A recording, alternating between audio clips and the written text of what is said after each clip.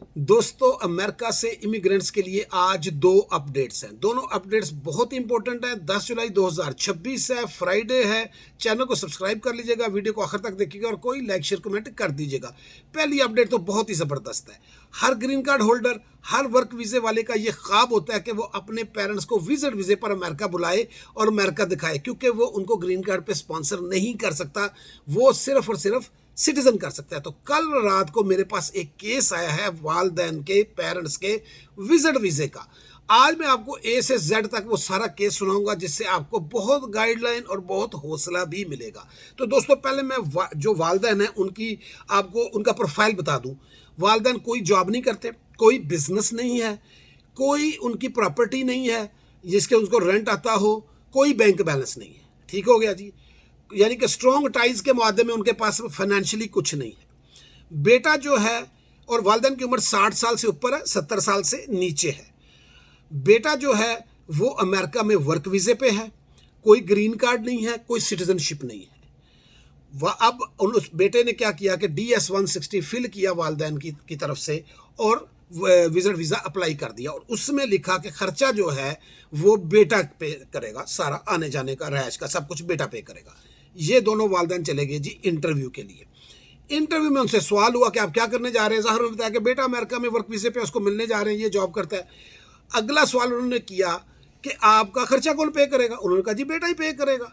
फिर अगला सवाल ये किया कि आप जब अपने मुल्क में रहते हैं तो आपके महीने के एक्सपेंसेस कौन करता है, कौन बिल पे करता है, आपके पास तो कोई जॉब नहीं, कुछ नहीं। तो उन्होंने कहा जी हमारा बेटा ही हमें हर महीने पैसे भेजता है, वही हमारा खर्चा सारा उठाता है।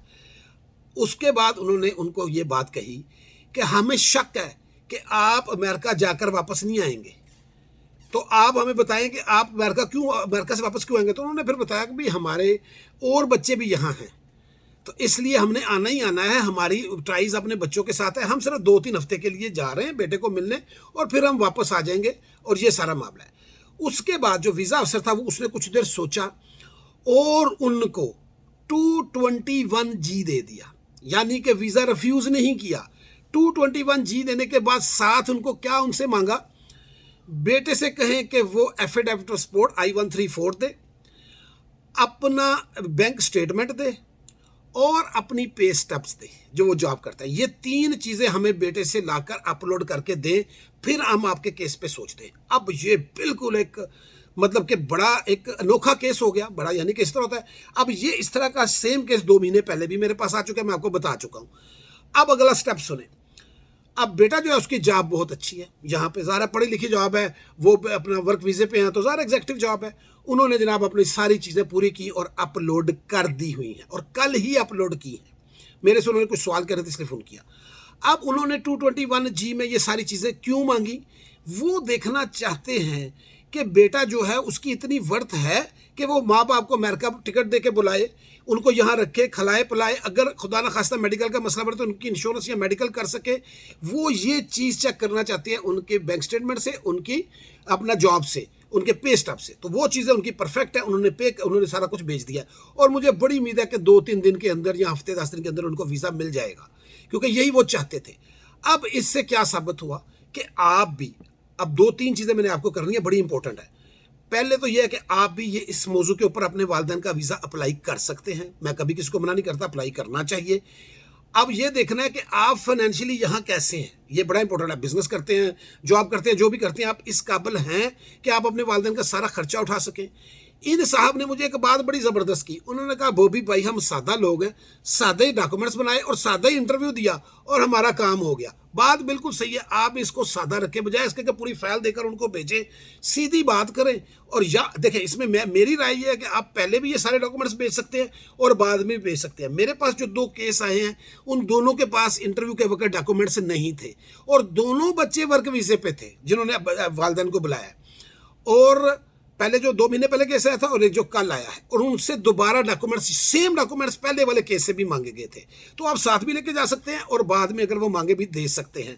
केस को सादा रखकर ट्राई करके देख लें, क्योंकि रिफ्यूज़ तो बेतहाशा दफ़ा लोगों के हुए होते हैं, या पहली दफ़ा भी अगर आप कर रहे हैं तो ये ट्राई करें। लेकिन याद रखें, इसमें सबसे इंपॉर्टेंट बात है कि आप फाइनेंशियली यहाँ कैसे हैं।